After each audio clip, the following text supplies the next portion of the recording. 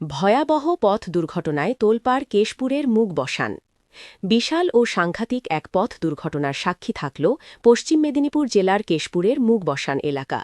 শনিবার রাত্রি ৮টা নাগাদ আচমকায় নিয়ন্ত্রণ হারিয়ে চন্দ্রকোনা থেকে কেশপুরগামী একটি দ্রুতগতির লরি মুখবসানের একটি চা দোকানের সামনে বসে থাকা কয়েকজন মানুষকে সজোরে ধাক্কা মারে। মুহূর্তের মধ্যেই এলাকায় নেমে আসে তীব্র আতঙ্ক ও বিশৃঙ্খলা। প্রত্যক্ষদর্শীদের দাবি, দুর্ঘটনার পর লরিটি থামার পরিবর্তে প্রথমে পিছনের দিকে গিয়ে ফের সামনের দিকে দ্রুতগতিতে এগিয়ে আসে। এরপর কিছুদূর গিয়ে একটি ৪ চাকা গাড়ি এবং একটি টোটোকে সজোরে ধাক্কা মারে। একের পর এক ধাক্কায় গোটা এলাকা কার্যত রণক্ষেত্রের চেহারা নেয়। এই ভয়াবহ দুর্ঘটনায় গুরুতরভাবে আহত হন দুজন।